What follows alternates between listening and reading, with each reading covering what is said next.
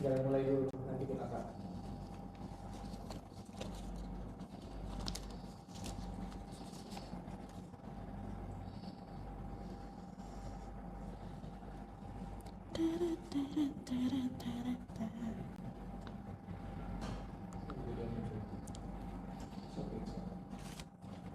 Oke, 3, 2, 1 kita on air ya.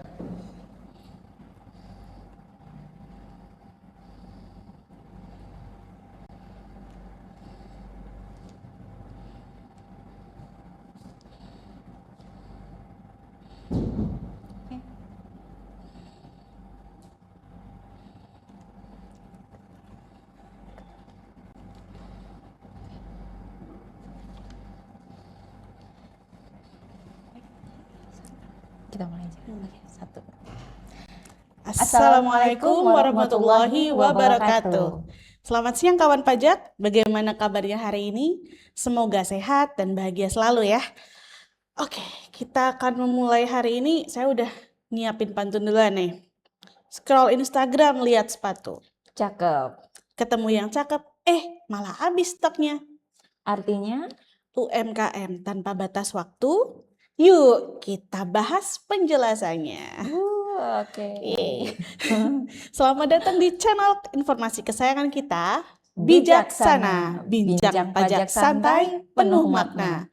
Kami akan hadir untuk memberikan informasi buat kawan pajak semua, informasi yang tentunya up to date untuk kawan pajak dimanapun berada.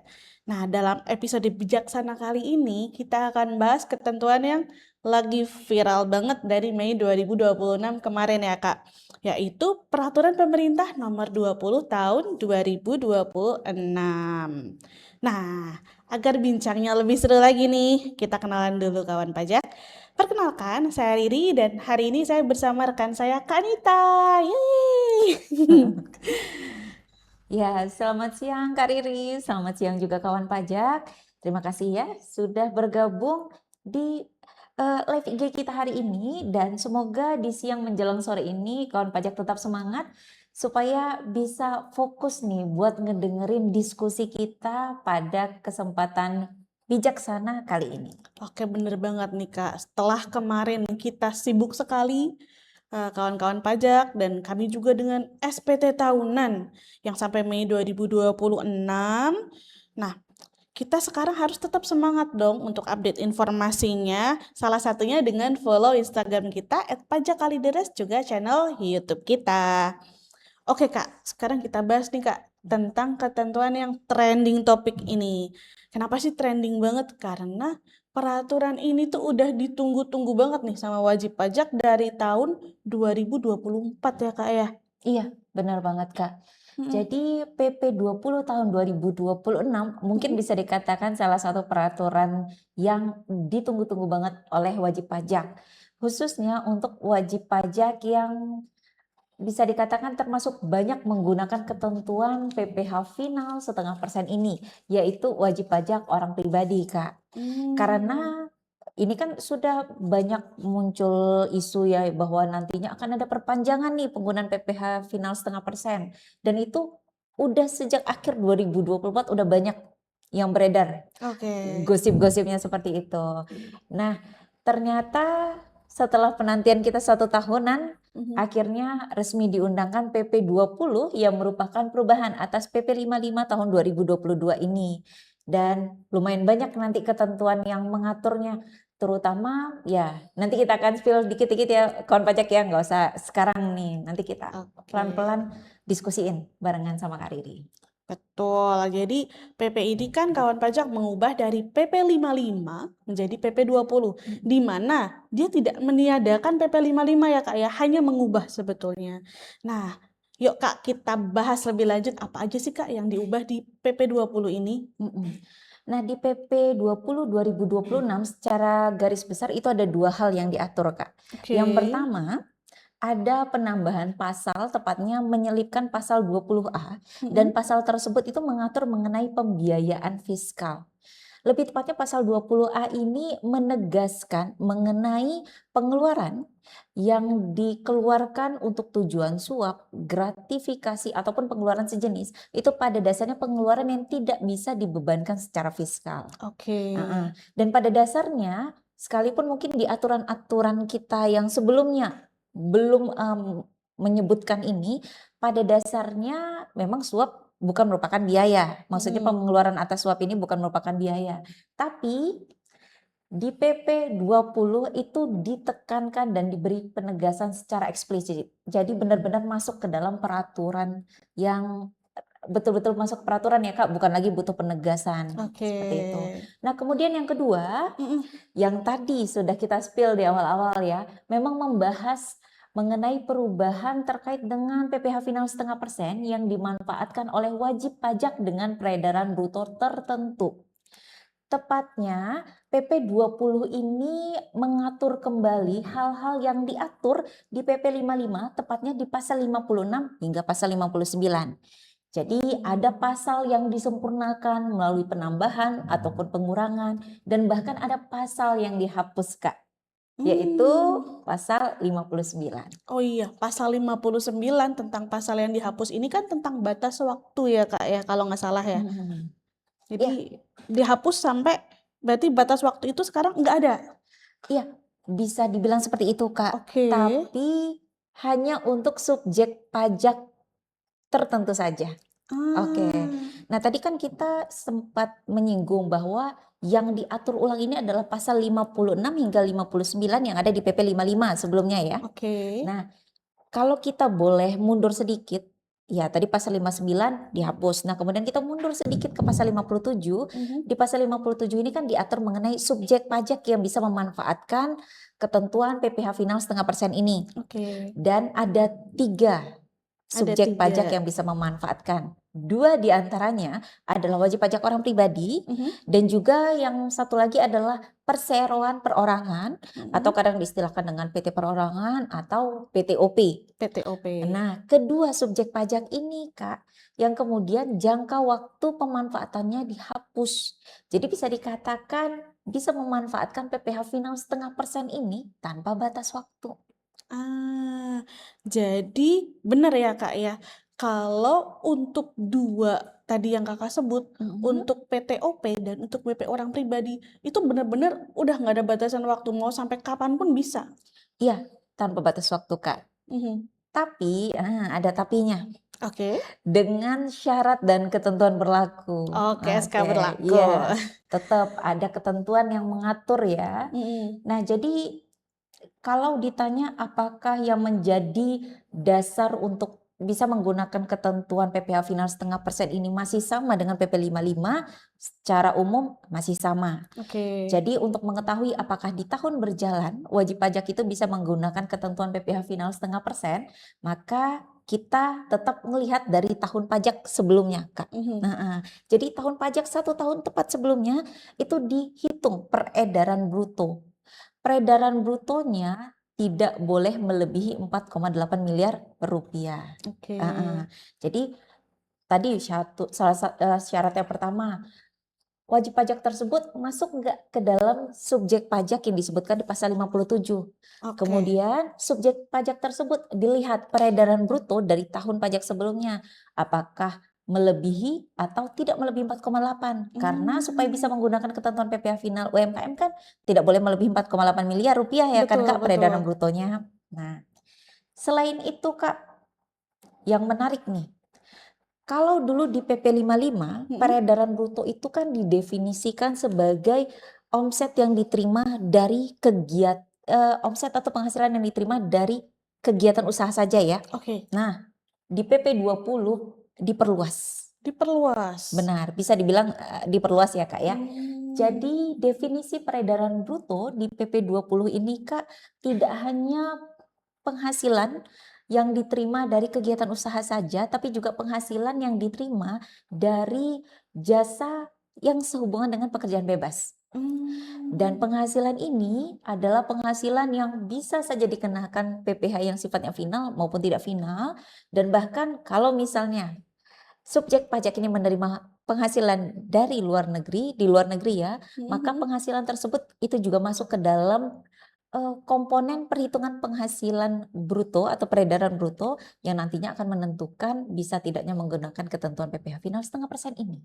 Oke, berarti kalau tadi garis besarnya kan masih sama, Mhm. cuma bedanya kalau dulu cuma penghasilan finalnya aja, sekarang semua penghasilan berarti Kak ya yang digunakan untuk dasar perhitungan 4,8-nya termasuk pekerjaan bebas ya Kak? Iya, benar. I see. Nah, ngomongin pekerjaan bebas nih Kak, ada satu poin khusus di PP ini yang ditambahkan Kak. Oh, iya, apa itu, Kak? Apa ya?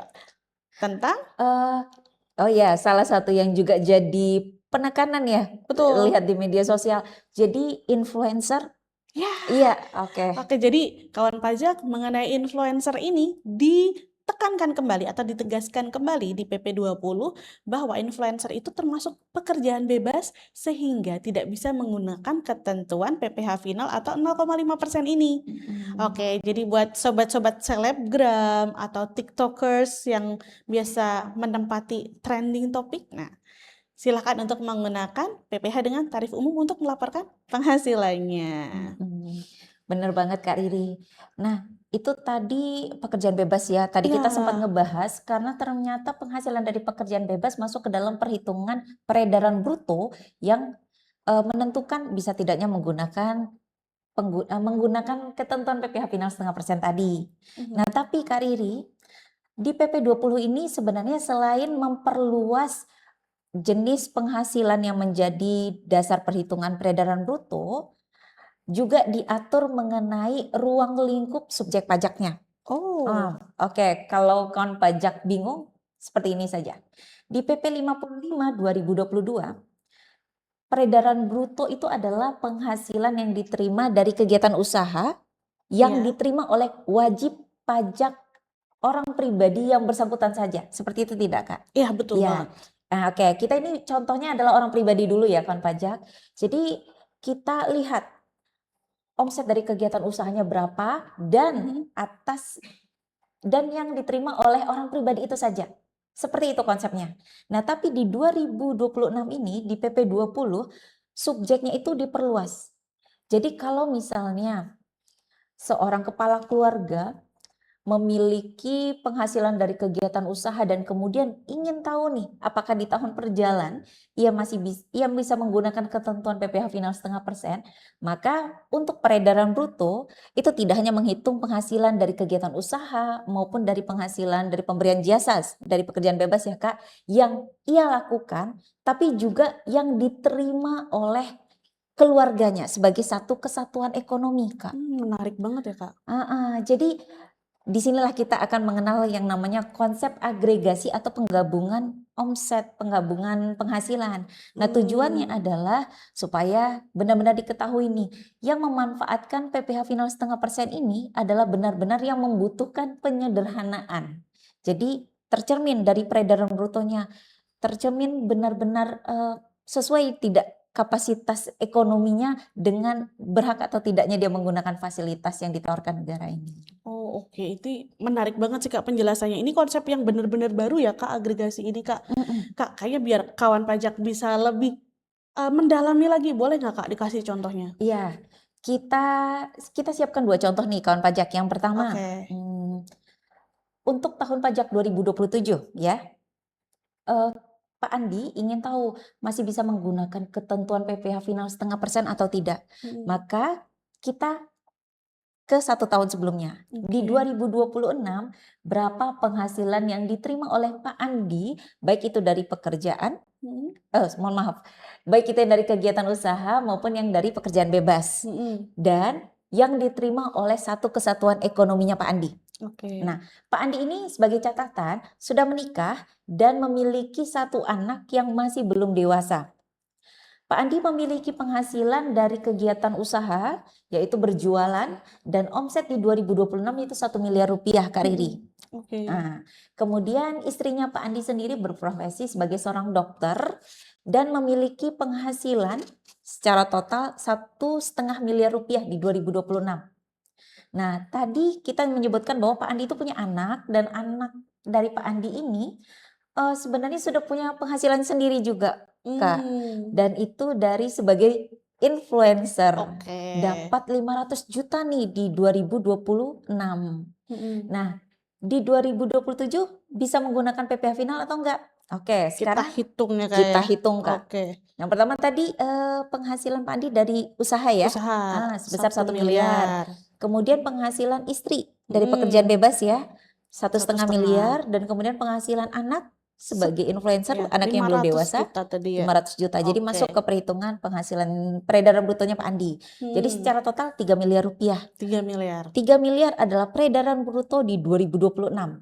Sehingga karena nggak lebih dari 4,8 miliar, maka di 2027 Pak Andi bisa menggunakan ketentuan PPh final UMKM.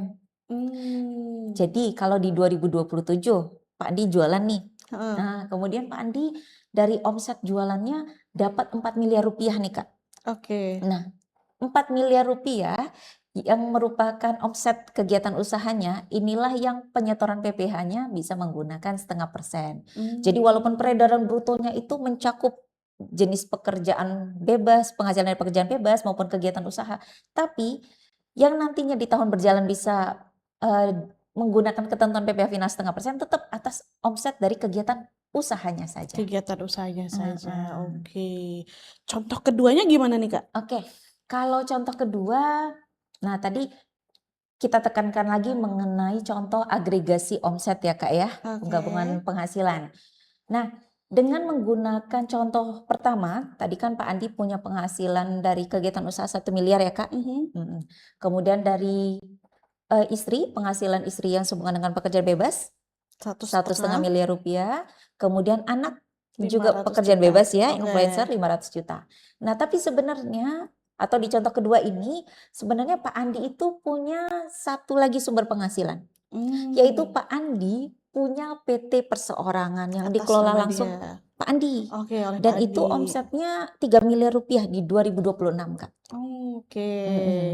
Jadi, di contoh kedua ini kita total kembali ya, Hmm, peredaran bruto 2026.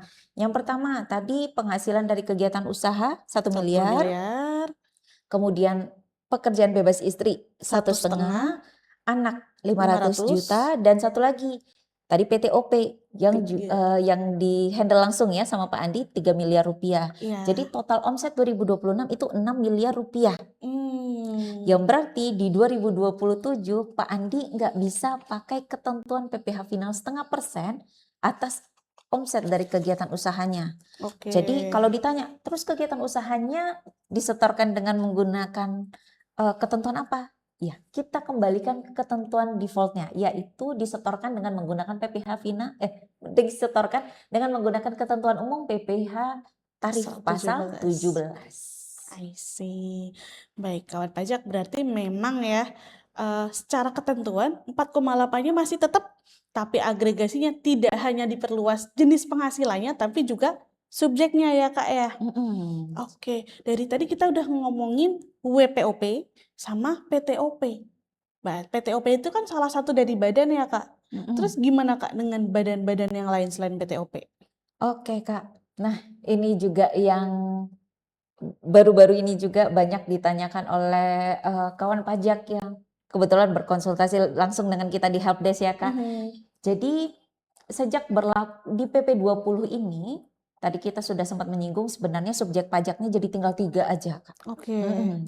Jadi ada 4 wajib pajak badan yang kemudian tidak lagi menjadi subjek pajak dengan berlakunya PP 20 ini, Hmm, yaitu wajib pajak badan PT, tapi PT yang non OP ya. Oke. Kemudian ada firma, Mhm. kemudian ada CV, dan yang terakhir BUMDes Kak, badan Oh, usaha milik milik desa. desa. Jadi keempat subjek pajak berdasarkan PP 55 ini dengan berlakunya PP 20 udah enggak lagi sebagai subjek pajak. Jadi Hmm, ya berarti wajib pajak badan yang tadi kita sebutkan yang 4 tadi, jika terdaftarnya sejak diberlakukannya PP 20 yaitu 22 April ke atas, mhm. maka wajib pajak badan ini tidak bisa menggunakan ketentuan PPh final 0,5%, Hmm. Tapi langsung menggunakan ketentuan umum tarif pasal 17 dan wajib menyelenggarakan pembukuan seperti yang disebutkan di pasal 28 Undang-Undang KUP, Kak. Oke, Nah, berarti nggak perlu. Kalau dulu kan terdaftar itu defaultnya lebih ke UMKM ya Kak ya. iya, Sekarang begitu terdaftar langsung pasal 17 ya Kak ya. benar. Untuk keempat, wajib pajak badan yang kita sebutkan tadi ya, Kak ya. Betul. Nah, tapi Kak Riri, Mm-mm. kalau begitu, untuk PT non PTOP, Oke. firma, CV, BUMDes yang terdaftar tapi terdaftarnya sebelum berlakunya PP 20 nih. Ya, Hmm. berarti mungkin terdaftarnya 1 Januari 2026. Mm-mm. Apakah berarti juga langsung nggak bisa menggunakan ketentuan 0,5% lagi nih, Kak? Nah, itu kalau untuk ketentuannya, kalau untuk tadi badan-badan selain PTOP yang sudah terdaftar sebelum tanggal 22 April 2026 ya kawan pajak, masih bisa menggunakan sisa dari tahun yang dia miliki. Jadi misalnya nih ada firma itu terdaftarnya kita bikin munduran deh tahun 2025. Kan firma itu memiliki 4 tahun waktu yang diatur di PP 55. Benar. Nah, berarti dia masih bisa menggunakan tahun 2025, 2026, 2027, dan 2028. Jadi silahkan untuk diselesaikan sisa dari masa yang fasilitasnya. Jadi kawan pajak yang mungkin menghandle ya wajib pajak badan yang tadi tidak lagi menjadi subjek pajak di PP 20, maka jangan khawatir. Kalau terdaftarnya sebelum PP 20 berlaku, maka masih bisa menggunakan ketentuan PPh final 0,5% ini sampai jangka waktu yang diatur di PP 55 selesai. Dan dengan catatan juga, ada 2 catatan nih Kak. Yang pertama, selama omset tahun sebelumnya tidak melebihi 4,8 miliar rupiah, maksudnya 4,8 ini ada peredaran bruto tadi ya Kak ya dari Betul. kegiatan usaha, dan juga selama wajib pajak tersebut tidak mengajukan pemberitahuan penggunaan tarif umum di tahun sebelumnya. Jadi kalau tadi terpenuhi ketiga-tiganya, maka hak untuk menggunakan PPh final 0,5% masih ada. Oke, tapi kalau misalnya nih badan kayak tadi contoh balik lagi deh ke firma tadi nih, tahun 2027. Tahun 2027 dia bilang, aku pengen pakai ketentuan umum deh, soalnya aku rugi mulu daripada store 0,5% gitu. Berarti langsung hilang ya Kak fasilitasnya 2028 yang seharusnya dia masih berhak jadi enggak lagi. Iya, jadi mulai 2028 dan seterusnya pakai tarif umum. Dan itu tidak bisa balik lagi menggunakan ketentuan UMKM. I see. Langsung menggunakan tarif umum dan tidak ada kesempatan untuk kembali ya. Iya, benar. Oke. Oke, Kak Riri.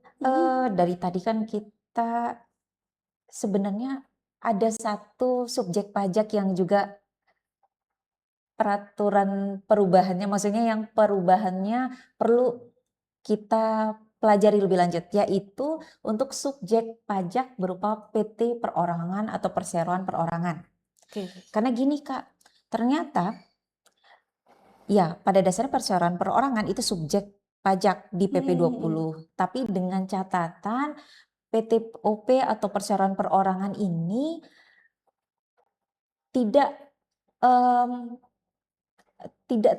lebih tepatnya tidak memenuhi 2 kondisi berikut. Yaitu yang pertama, perseroan perorangan ini tidak didirikan oleh orang pribadi yang memiliki keahlian tertentu. Itu yang pertama. Dan perseroan perorangan ini tidak memberikan jasa sejenis dengan pekerjaan bebas. Jadi ada 2 hal ini yang harus terpenuhi supaya PTOP atau perseroan perorangan masih bisa menggunakan ketentuan PPh final 0,5% Kak. Nah, jadi bisa dibilang PTOP ya walaupun memang tanpa batas waktu, tapi syarat dan ketentuan yang harus terpenuhi ternyata lebih rigid lagi, lebih diperketat lagi Kak. Lebih diperketat lagi. Ini sebenarnya menarik banget sih Kak. Karena kalau dulu kan ini menjadi sebuah loophole ya. Jadi kalau ada misal nih aku konsultan gitu. Aku konsultan, aku nggak bisa dong pakai ketentuan 0,5% dari PP 55 pun nggak bisa. Tapi oh ya udah aku bikin PT perorangan aja biar masih bisa pakai 0,5%. Iya. Nah, Ketika Kejadiannya seperti itu ya Kak, I kadang. see. Heeh. Kalau di ketentuan terbaru ini berarti nggak bisa ya Kak, ketika sudah jadi adil, mau dia OP, mau dia PTOP, ketika selaras pekerjaan bebas jasa yang diberikan, dia nggak bisa pakai fasilitas ini ya Kak? Iya, jadi nggak Hmm, bisa. Yang berarti harus pakai tarif umum harusnya Kak. betul Mm-mm. banget. Nah jadi atau gini aja deh Kak, eh karena tadi kan itu berlakunya sejak, maksudnya berlaku ketentuan PTOP yang diperketat lagi syaratnya itu kan Hmm, berlaku sejak 22 April. ya tengah-tengah Nah, gitu ya Kak ya. ya. Lalu gimana kalau PTOP yang tadi ternyata didirikan oleh orang pribadi yang memiliki keahlian khusus Mm-mm. dan ternyata jasa yang diberikan, maksudnya penghasilan yang diterima itu sehubungan dengan pemberian jasa yang sejenis dengan Mhm. pekerjaan bebas. Nah, kalau terpenuhi kedua ini, tapi sebenarnya PTOP-nya baru berdiri 1 Januari 2026.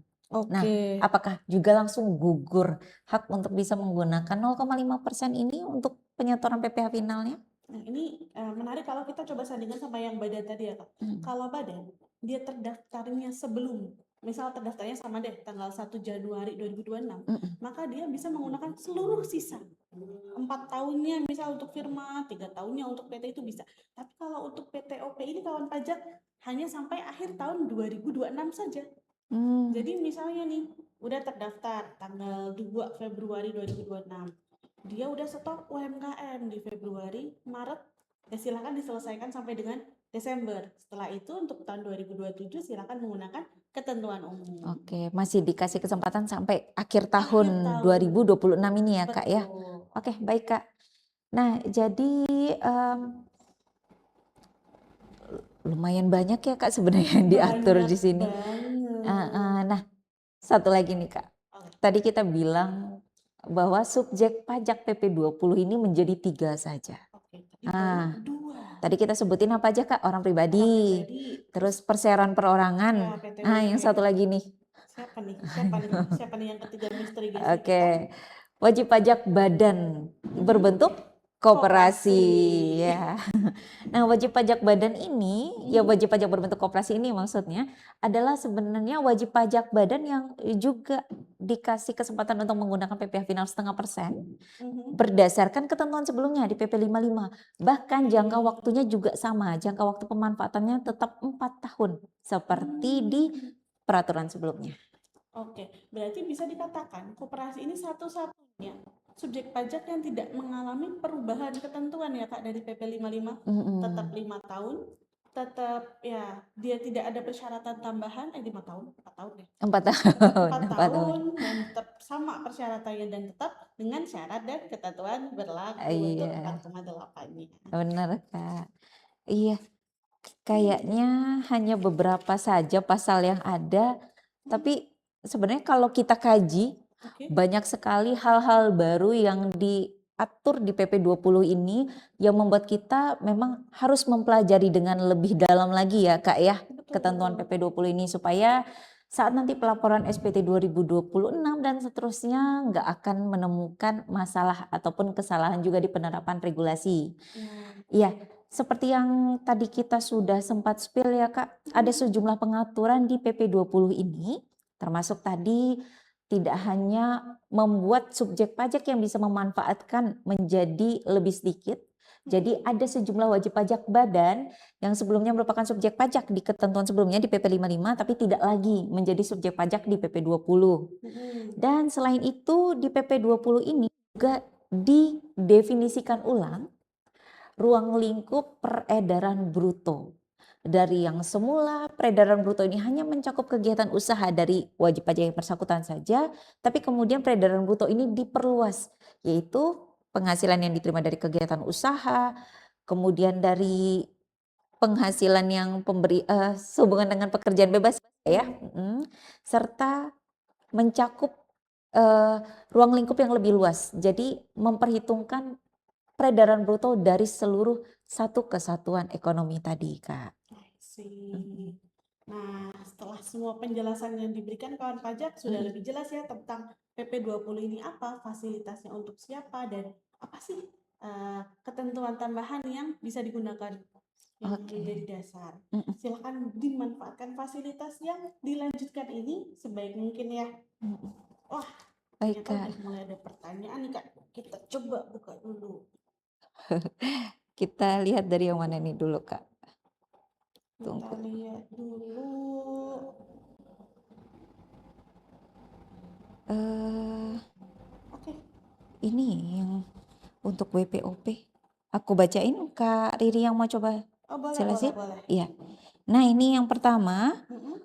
untuk WPOP yang di SPT 2025 lalu udah terlanjur lapor dengan menggunakan NPPN.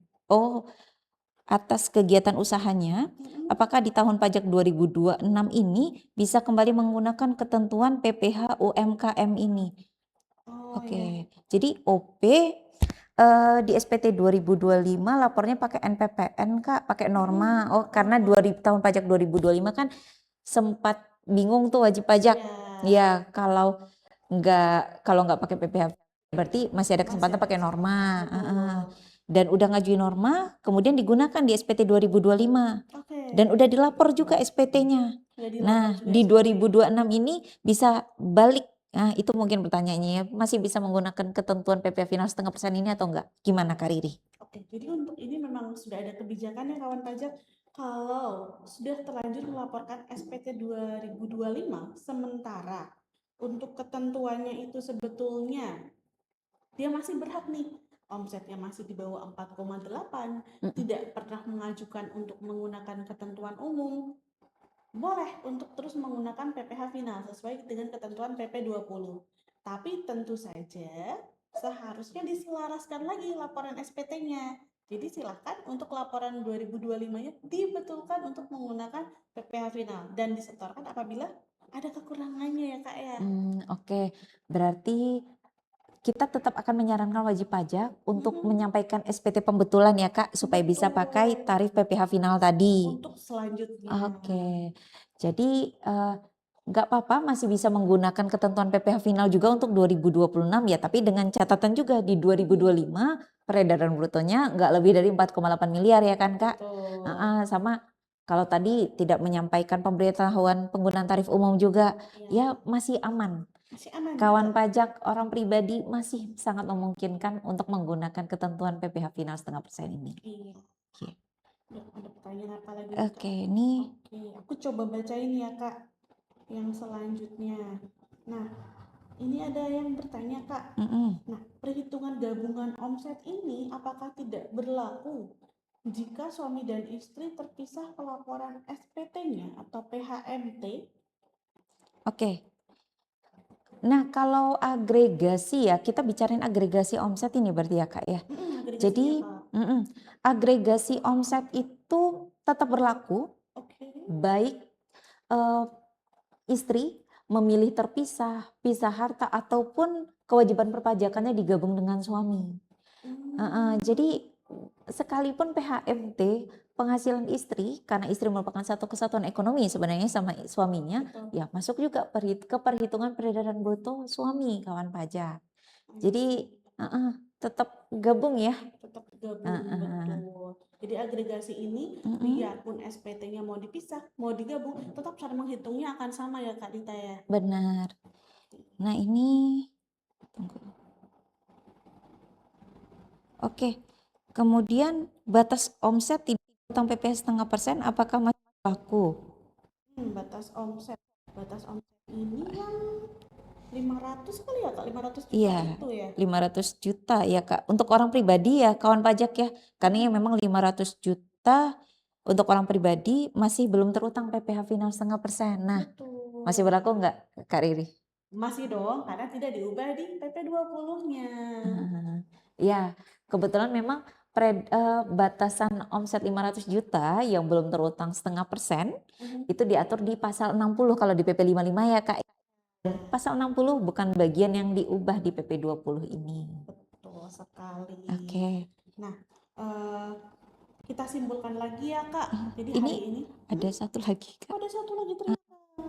Untuk PT yang menjalankan jasa pelaporan pajak, untuk PT yang menjalankan jasa pelaporan pajak, apakah wajib menggunakan ketentuan pasal 17? Oke. Nah, PT-nya berdiri kapan? PT-nya Heeh. betul kapan? Dan kemudian PT, apakah PT perorangan maksudnya di sini kawan pajak? Ya, berarti bisa ada 2 cabang jawaban ya, Kak, Iya, ya? betul. Oke Kak, Oke. boleh mau dicoba dulu? Oke, ada 2 cabang jawaban ya. Ini untuk pertanyaan PT yang menjalankan jasa pelaporan pajak ini. Kan jasa pelaporan pajak ini berarti jasa konsultasi ya jatuhnya ya, seperti konsultan kan ya. Nah, untuk jasa konsultasi kan masuk pekerjaan bebas. Kalau ini cabang pertama, kalau PT ini adalah PTOP, maka ketika dia sebetulnya karena jasanya itu sesuai dengan Sejenis pekerjaan dengan bebas, pekerjaan bebas, sejenis benar. dengan pekerjaan bebas, maka hanya bisa menggunakan sampai dengan akhir tahun 2026 saja. Itu kalau kasusnya dia PTOP. Nah, Mm-mm. ada satu cabang lagi, silakan Kanita. Iya, jadi tadi kalau PTOP kemudian didirikan oleh orang pribadi yang memiliki keahlian tertentu serta tadi menjalankan jasa ya, maksudnya memiliki penghasilan seperti pemberian pekerjaan bebas, jasa sejenis dengan pekerjaan bebas ya, itu nggak bisa pakai ketentuan PPh final 0,5% kawan pajak. Jadi kalau misalnya terdaftarnya di sebelum berlakunya PP 20 berarti maksimal 2026 saja dimungkinkan pakai yang 0,5%. Tapi untuk seterusnya pakai tarif pasal 17 kewajiban perpajakannya. Dan kemudian kalau untuk kalau misalnya terdaftar justru setelah berlakunya PP 20, 22 April ke atas ya Kak. Ya, Berarti memang tidak wajib. bisa. Iya, wajib langsung pasal 17 nih kawan pajak pakai ketentuan umum. Iya, seperti itu. Nah, untuk badan sendiri kalau PT-nya selain PT OP, Iya, jadi nah PT secara biasa. umum itu tadi ya kawan pajak ya. Eh Tergantung kapan terdaftarnya. betul, dan juga jenis PT-nya, PT OP atau PT non OP, PT selain PT OP maksudnya ya. Oke. Jadi intinya kalau wajib menggunakan ketentuan pasal 17, tapi lihat lagi ketentuan peralihannya dan Benar. dia jenis PT-nya PTOP atau bukan. Iya, dan tetap berlaku juga ya pajak ketentuan mengenai omset. Betul. Jadi omset dari tahun sebelumnya, ya anggap saja ya, yang kawan pajak tanyakan adalah untuk tahun pajak berjalan, apakah wajib pakai pasal 17? Nah, kalau dengan menggunakan ketentuan peralihan dan misalnya masih diperkenankan nih menggunakan PPh final 0,5%, kita tetap melihat omset dari tahun sebelumnya. Plus tadi apakah menyampaikan pemberitahuan penggunaan tarif umum. Jadi memang banyak apa ya namanya rules dan syarat yang harus dipenuhi ya Kak Riri ya. Iya, banyak banget. Tapi pajak ingin konsultasi lebih detail lagi dan kalau ada benar-benar informasi yang spesifik, boleh nanti berkonsultasi langsung di helpdesk ya Kak ya. Boleh. Oke, di helpdesk KPP terdekat juga bisa. Bisa. Nah, kita simpulkan lagi ya Kak. Oke. Ini udah habis kayaknya sih pertanyaannya sih. Iya. Nah, pada dasarnya perubahan yang ada di PP 20 ini yaitu mengenai pasal 20A tentang gratifikasi yang tidak bisa dijadikan biaya maupun pasal 56 sampai 59 tentang subjek dan agregasi itu diundangkan untuk memberikan kepastian bahwa yang menggunakan fasilitas ini adalah yang benar-benar berhak untuk memanfaatkan PPh final 0,5% ini yang untuk WP-WP yang membutuhkan penyederhanaan administrasi perpajakan. Seru banget diskusi hari ini kan Kak. Pertanyaannya juga Rame ya Kak, ya alhamdulillah. sangat elaborasi apa yang perlu dijelaskan dari PP-nya ya Kak ya. Nah, pada akhirnya kawan pajak kami berharap semoga bincang kita hari ini bermanfaat dan menambah wawasan dari kawan pajak semua. Nah, tadi kan kita bukannya pakai pantun ya Kak ya. Oke. Kita tutup Satu juga. lagi ya Kak ya. Oke, silakan. Jalan-jalan ke Cikini. Cakep. Tidak lupa beli oleh-olehnya. Artinya? Sekian untuk hari ini. Sampai jumpa di edukasi selanjutnya. Sampai ketemu di episode berikutnya di Bijaksana, bincang pajak santai, penuh makna. Terima kasih. Assalamualaikum warahmatullahi wabarakatuh. Selamat siang.